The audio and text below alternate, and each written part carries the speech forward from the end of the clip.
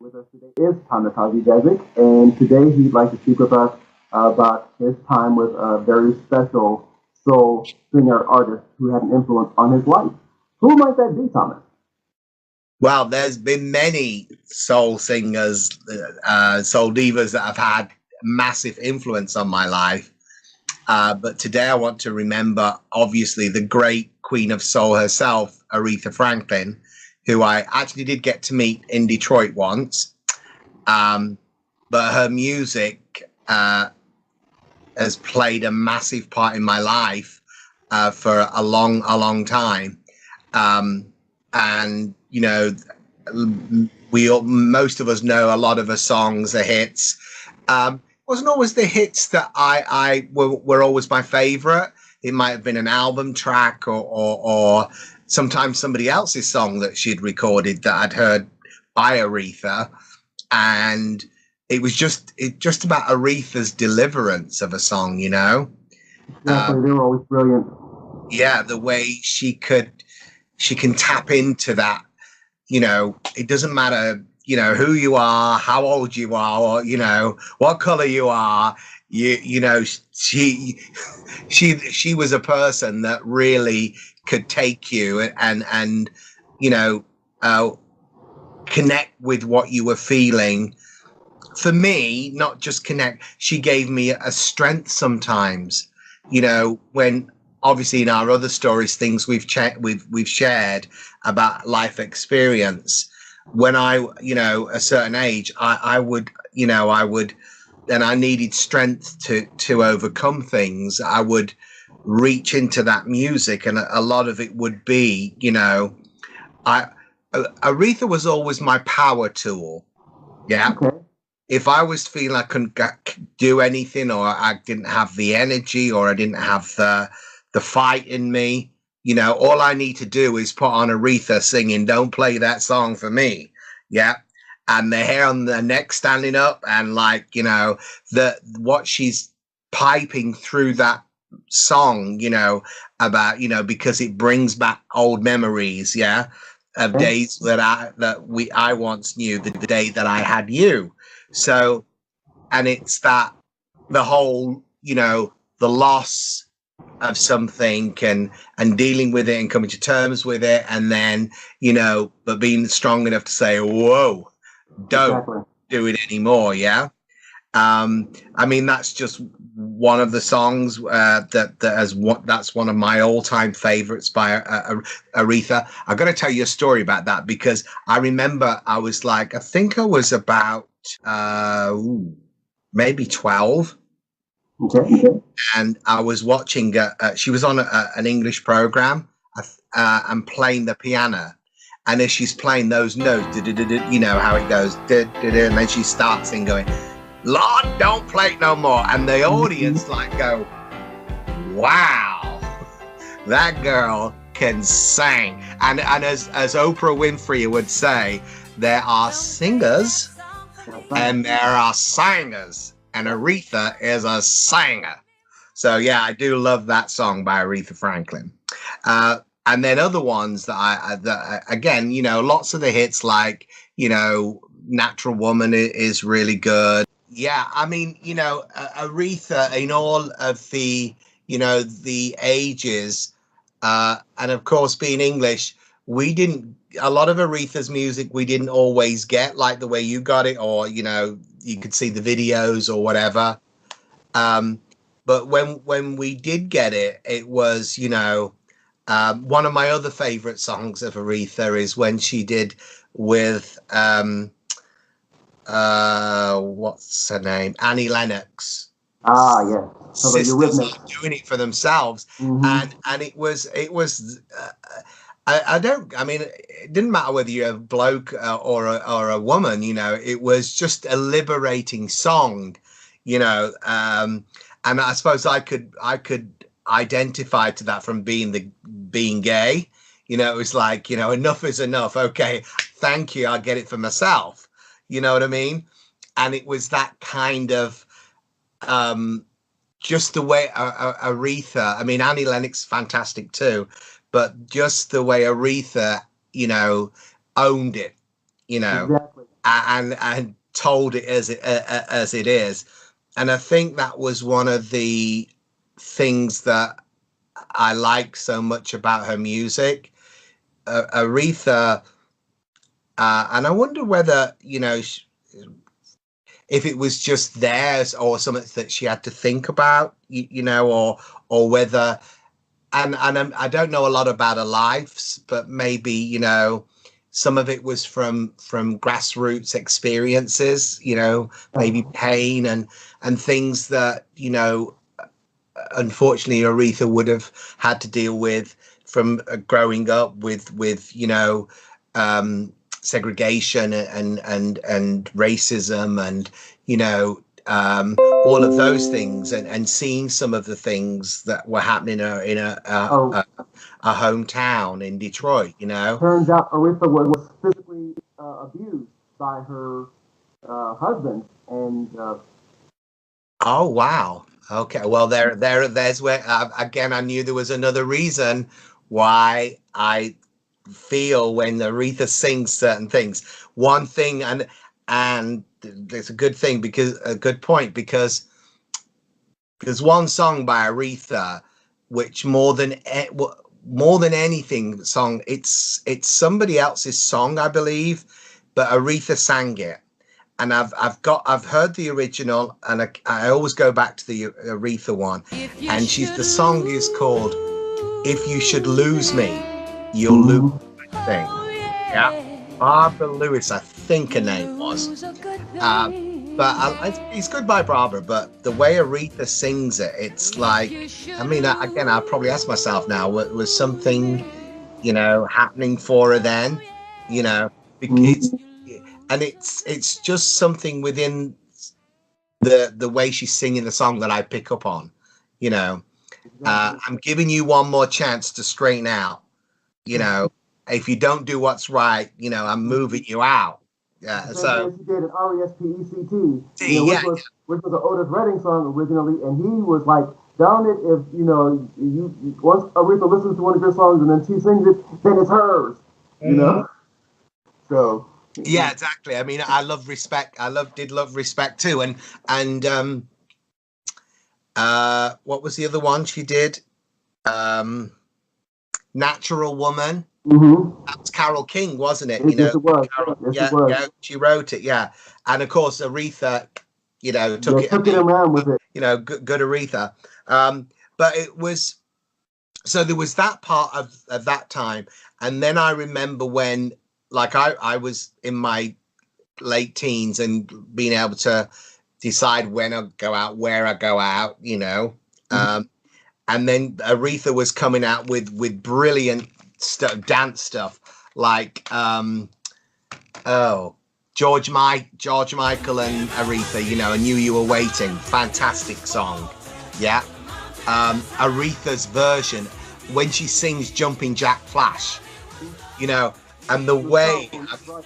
Yeah. never heard the power in that voice, you know, the way she, have you heard her sing that? Yeah. I mean, just blasts you, you know what I mean? So I really do love Jumping Jack Flash. Um, and obviously for me, there was the Rock a Lot album, the one where Andy Warhol did the album cover. Yeah. And she sings some great songs on that, like Rock a Lot, um, Jimmy Lee, which is a really good one. My favorite on that though is called, if you haven't heard, you got to check it out. An Angel Cries. Yeah, and it's a ballad, but it's a beautiful ballad that she does there. Um, but then, of course, through the so that would have been through the 80s. Yeah, Right. so there was the Who Zooming Who album, Yes. fantastic. Uh, uh, Going Riding in a Pink Cadillac. I was just about to mention that song. Right. Yeah, yeah, I love that song. Yeah, I always wanted a Cadillac after I'd heard that song for some reason. Mm-hmm. uh, and the video, seen the video of it in the big like Russian white hat. It's Right. fantastic. Yeah.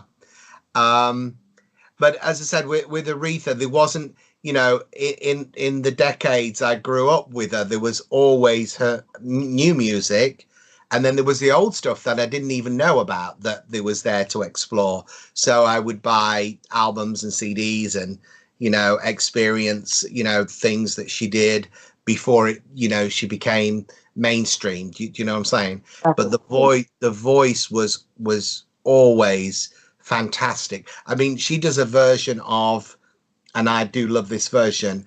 Have you heard her sing "What a Fool Believes"? Michael McDonald and the Doobie Brothers. Yeah, well, Aretha does that on one album. That's really good. And did you know she did a duet with Elton John as well? Yes. Yeah, I love that one too. Yeah. But from those albums, I would say, right, so uh, my top 10 of Aretha would be, number one would be "Don't Play That Song." So that would probably be the first thing that I watched the TV and thought, oh my God, who is this diva? Yeah. Right. Uh, Number two would be, so many to choose from, would be, oh, one I haven't mentioned. Number two would be "I Had a Dream."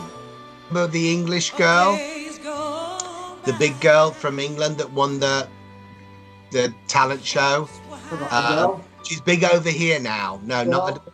We'll go on to Adele. We'll go on to Adele in a minute because. But anyway, the song was "I Had a Dream." Yeah, but it's fantastic by Aretha Franklin as well. Um, this is the album that it's on, a greatest hits album of Aretha. Great. Number three would be if you should lose me, you'll lose a good thing. Number four would have to be "Another Night," which is from the Who Zooming Who album, Mm-hmm. but one of the other tracks, and the video to it is great too. Um, and yeah, Who's Zooming Who? How many have I had so far? You'll have to stop me when I've gone over Right. Go the ahead, limit. but you haven't reached that yet. All right. Then another one is from this album, which was good, is very, very good too. And this one she sings with Michael McDonald. And my song from that would be "These Are Ever Changing Times." From this album, this is the one with the duet with Elton. Oh, yes. Again, Aretha showing that she can do it with the best of them, and of course the wonderful Whitney Houston. Yeah, she does. It isn't. It wasn't. It ain't ever gonna be. Oh, And that's fantastic too. I haven't heard that one. You Wow. you you haven't. No. Oh, you got to play. And there's a video of them as well, and they laughing and carrying on. It's really good. So they're fighting over a guy, Ah, and saying, "Don't dish me, girl." There's all that's kinds of right. great lines in it. I love it. Did I say, "Gotta Find Me an Angel" as one of my top 10? "Baby, Baby, Baby." That's another really good one. And "A Change Is Gonna Come." Oh yeah, that's a remake too. I used to play that song by Aretha crying. Yeah. So, I'd lock myself away and just like have it on, the tape recorder back then, or the record. And it was, but the strength that gave me, that song gave, I was born by the river Right. in a little tent. Yeah. And ever since that river, and just like that river, I've been running ever since. Yeah. It's been a long time coming, but a change is going to come. And I held on to those words, to that feeling so many times in my life. Yeah. And then I'd sing it, I'd sing along to the song to give myself sometimes the courage to get out, and fight for what I believed in, or whatever that situation might have been. But very, very good song. Yeah. Mm. Up until present day, The last great thing I think Aretha did was when she pays homage to the younger people and some of the other people in the music industry when she did the Divas album. Yeah. Oh wow. She did. She took on great like Etta James. You do you know Etta Oh, James? Yeah. She did a version of her at last. It's great. Midnight Train to Georgia. Good. I love Gladys Knight, but it was good by Aretha. yeah. But my favorite track on this, there's two, which just shows you how talented Aretha is. Yeah, was, bless her. Rolling in the Deep. Adele, yeah. Adele, and you listen to of Aretha's version. I just love it. Yeah, and the power still in the voice and everything. And she did it live on somebody's show in New York, and Whitney's mum was in the chorus, the background chorus, Sissy.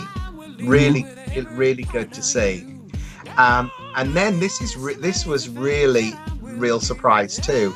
She did a version of remember Alicia Keys? Yes. You know her song No One? Yes. Yes. You want to hear how she's changed that, like to a reggae kind of beat. I like that. And it's really because at first you think, you listen and think that sounds good, and then you think, I think I've heard that before. And then you listen to it and think, yeah, I know where I've heard that before. But Aretha really does a good thing on that. Then she does Every Day, I'm Every Woman, Teach Me Tonight, Keep Me Hanging On by the Supremes, and People, of course, the Barbra Streisand classic. But a great album. Thank you so much for being with us, Thomas, and your expressions about the great and unfortunately late Aretha Franklin. And what she meant to you, and how she was able to be of assistance to you and support through song in the low times of her life.